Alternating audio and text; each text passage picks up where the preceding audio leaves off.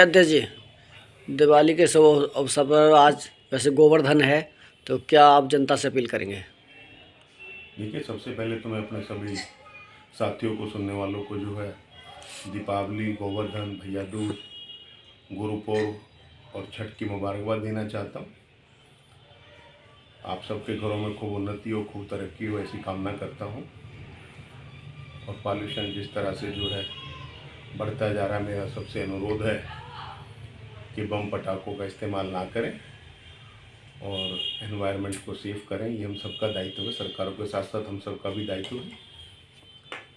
वैसे मैं कामना करता हूँ और सभी को पुनः एक बारी जो है दीपावली, गोवर्धन, भैया दूज, छठ पूजा की मुबारकबाद देना चाहता हूँ। जानना चाहेंगे, 5 राज्यों में चुनाव चल रहे हैं, तो उसमें आपकी कांग्रेस की क्या पोजीशन रहेगी?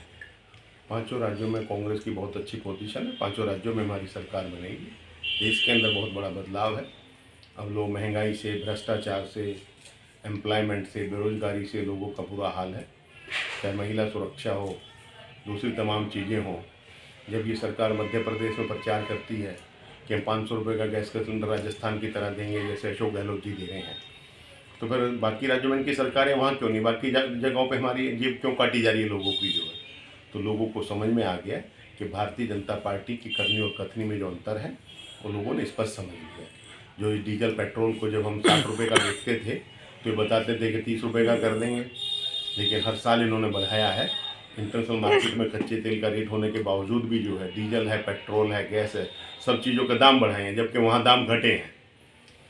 तो ये लोगों की जेबों को काट रहे हैं, लोगों को लूटने का काम कर रहे हैं। और अब लोगों को समझ में आ गया है। हिंदू मुस्लिम धर्म के नाम पे लोगों को बांटने का इन्होंने प्रयास किया, तो लेकिन अब उससे लोग बाहर आ चुके हैं। आप करावल नगर जिला से कांग्रेस के जिला अध्यक्ष हैं, तो यहाँ से कई बार से बीजेपी लोकसभा में जीतती चली आ रही है, इस बार क्या पोजीशन रहेगी?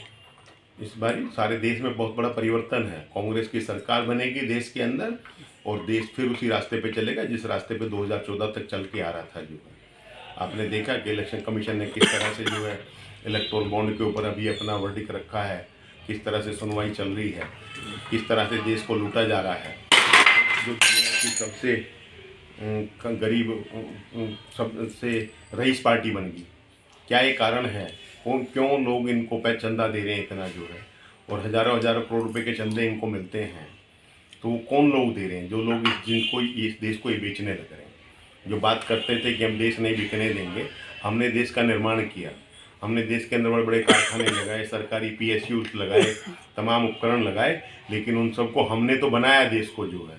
वहाँ पे कर्मचारी लोग काम करते थे, देश की उन्नति और तरक्की होती थी। उस पैसे का जो पैसा आता था वो गरीब लोगों में और शिक्षा में, स्वास्थ्य में, सब जगहों पे लगता था।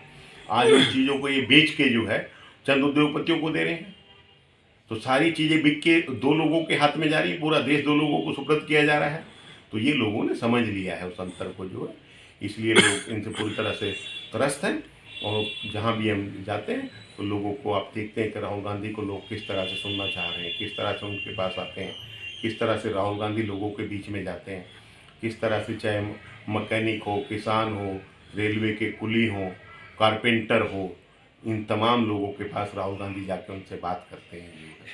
तो लोगों को समझ में आ रहा है कि राहुल गांधी क्या है, और इनके सोशल मीडिया ने किस तरह से राहुल गांधी जी के पीछे हज़ारों करोड़ रुपया खर्च करके उनकी इमेज को ख़राब किया। वो दुनिया के सबसे योग्य व्यक्तियों में से एक व्यक्ति है। वो पायलट है, वो MPhil है, वो हाईली क्वालिफाइड व्यक्ति है। उसने चाहे GST का समय हो, कोरोना का समय हो, या कोई दूसरी वो हो, जिस चीज़ के बारे में राहुल गांधी ने जो ट्वीट किया, सरकार ने उस वक्त उसका मजाक उड़ाया, लेकिन उसके बाद सरकार को 6-8 महीने के बाद उस बात को मानना पड़ा। और उसको कहीं ना कहीं महसूस हुआ कि राहुल गांधी जी ने जो कहा वो सच कहा जो है। तो आज ये देश का पढ़ा लिखा वर्ग भी इन बातों को समझ रहा है कि सरकार के पास एक से एक योग्य व्यक्ति, क्वालिफाइड व्यक्ति होने के बावजूद सरकार जो है उनका फ़ायदा नहीं ले रही जो है। आज पहली बारी देश के अंदर जो है RBI का गवर्नर जो है, वो आज तक दुनिया में बेस्ट अर्थशास्त्री हम लगाते थे जो है। हमारे पास बहुत सारे ऐसे अर्थशास्त्री हैं जो हिंदुस्तान को नहीं, पूरी दुनिया को चलाने की क्षमता रखते हैं। लेकिन हमने इस तरह के व्यक्ति को चुना कि जो एक IAS ऑफिसर है। आज तक कभी इस देश में IAS ऑफिसर बैंक का गवर्नर नहीं बने जो है।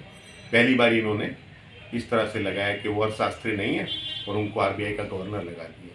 तो देश तब आगे बढ़ता है या कोई घर परिवार तब आगे बढ़ता है जब हम जिस काम के लिए उसको भेजते हैं उस काम के बारे में उस व्यक्ति को घर में बाकी दूसरों से ज़्यादा नॉलेज होती है, तो हम उस व्यक्ति का चुनाव करते हैं।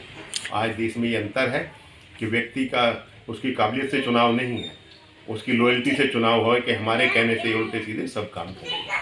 ये देश में दिक्कत है। बात की जाए जात बात पर, तो यानी आपके साथ मुस्लिम जो है किस हद तक है? देखिए, सिर्फ मुस्लिमों का इशू नहीं है, इनका काम देश में नफरत फैलाने का था। ये कहीं ना कहीं उसमें धर्म के नाम पे लोगों को बरगलाने का काम करते हैं। आज लोगों को इन चीज़ों से मतलब नहीं, धर्म अपने जीने की पद्धति है। धर्म कोई भी हो, लोगों में इंसानियत पैदा करता है, इंसानियत सिखाता है। ये इंसानियत नहीं सिखाते, नफरत फैलाते हैं। ये भाई से भाई को लड़ाने का प्रयास करते हैं। ये हमारी गंगा जमुना तहजीब उसको नष्ट करने का प्रयास करते हैं और वो लोगों ने समझ लिया है। तो वो जो है उसके कारण लोग कहीं ना कहीं जो है इनको समझ चुके हैं, इनके करैक्टर को जान चुके हैं कि इन्होंने देश के लिए कुछ नहीं करना।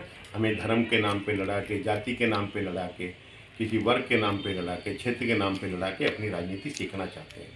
आज मणिपुर के अंदर जो है हमारी बहनों को किस तरह से निवस्त करके घुमाया जा रहा है, उसके ऊपर प्रधानमंत्री भारतीय जनता पार्टी नहीं बोलती है। लेकिन इजराइल है, हमारा जो मीडिया है वो सवेरे शाम तक हमें इजराइल की खबरें दिखाता है, मणिपुर की एक खबर नहीं दिखाता। तो ये देश ने देख लिया है। हमारे नौजवान बेरोजगार है, धक्के खा रहे हैं, उनकी खबरें नहीं दिखाता जो है, उनके ऊपर कोई चर्चा नहीं करता। महंगाई के ऊपर कोई चर्चा नहीं होगी। हमारी महिला जो एथलीट जिन्होंने भारत का गौरव दिया, भारत को सम्मान दिया, भारत के लिए गोल्ड जीत के लेके आई, उन बेटियों के साथ किस तरह से अत्याचार हुआ, किस तरह से पुलिस ने उनको जंतर मंतर पर धरने प्रदर्शन करते हुए किस तरह से उनके साथ व्यवहार करा। वहाँ पे अगर आप जैसे पत्रकार कुछ लोग गए तो उन पत्रकारों को उनके पास तक नहीं जाया जाता था। उसको प्रेमिस को बैरिकेड से जो है वेल्डिंग करके ऐसा कर दिया कि उसके अंदर वो 10-20 लोग ही रहे, उससे दूसरा कोई जा ना सके। मतलब ये लोकतंत्र थोड़ी है। इस लोकतंत्र के लिए महात्मा गांधी जी ने और हमारे देश के उस वक्त के शहीदों ने थोड़ी कामना की थी। लोकतंत्र में हमारा डेमोक्रेटिक अधिकार है कि हम अपना स्वतंत्र होकर अपनी बात रख सकते हैं, निष्पक्ष ढंग से उसको कह सकते हैं। लेकिन देश के अंदर उन तमाम चीज़ों को रोंदा जा रहा है, जिसके लिए एक बहुत बड़ा वर्ग कहीं ना कहीं ये भी कहता है कि देश सुरक्षित नहीं है, देश संविधान सुरक्षित नहीं है। जब संविधान सुरक्षित नहीं है तो देश सुरक्षित नहीं रहेगा। आज संविधान में बदलाव करके तोड़ मरोड़ किया जा रहा है, ये देश के लिए दुर्भाग्यपूर्ण है। लेकिन देश में लोग समझ रहे हैं, जिसके कारण चाहे हिमाचल रहा हो, कर्नाटका रहा हो, आपने देखा ये सब राज्य हम जीत के आए। यहाँ पे प्रधानमंत्री ने 3-3, 4-4 दिन 50-50, 60-60 किलोमीटर के रोड शो किए हैं। आज तक किसी प्रधानमंत्री ने इस तरह के इस देश में रोड शो नहीं किए। वो प्रधानमंत्री के रूप में नहीं दिखते, प्रचार मंत्री के रूप में दिखते हैं। लेकिन जो है ये देश का दुर्भाग्य है, जिसके कारण लोगों को महंगाई से जूझना पड़ रहा है, बेरोजगारी से जूझना पड़ रहा है, सब चीज़ें बिकती देश की जा रही हैं। देश के ऊपर कर्जा पहले से इतना ज़्यादा बढ़ गया जिसका कोई हिसाब नहीं है। 70 सालों में जो है देश पे 55 लाख उसका कर्जा था। आज वो कर्जा बढ़ के जो 55,000 से जो है 1,57,000 करोड़ रुपये हो गया। तो 9 साल में क्या वो कारण है कि हम देश की तमाम संपत्ति को, कारखानों को, उद्योगों को, PSU को बेचते जा रहे हैं और देश के ऊपर कर्जा भी बढ़ता जा रहा है और आपके और हमारी जेबों से टैक्स भी ज़्यादा लिया जा रहा है।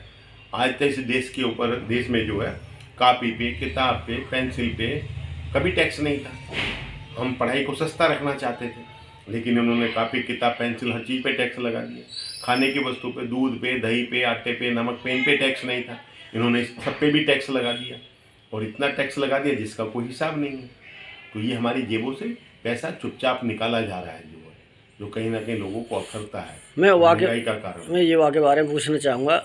युवा जो है, कुछ युवा ऐसा है कि जो नशे की तरफ बढ़ रहे हैं, जो पढ़ाई लिखाई में ध्यान नहीं दे रहे, उनसे आप क्या अपील करेंगे? नशे की तरफ सरकार उनको नशे की तरफ धकेल रही है। आज देश के अंदर स्मगलिंग होके इतना नशा देश के अंदर आ रहा है कि नशे की मंडी बना दिया भारत को जो है। आप देखिए किस तरह से नशे का बढ़ता जा रहा है जो है, क्योंकि सरकार जो है कहीं ना कहीं इस तरह की नीतियां बना रही है, इस तरह के कार्यक्रम कर रही है कि नई पीढ़ी पढ़ने की बजाय कहीं ना कहीं इस तरह की चीज़ों में झुके। आज जुओं को प्रमोट किया जा रहा है, चाइना के ऐप हैं, दूसरे ऐप हैं, जिनके ऊपर मोबाइल्स पे इस तरह के ऐप आ रहे हैं जिसका कोई हिसाब नहीं है। बस सरकार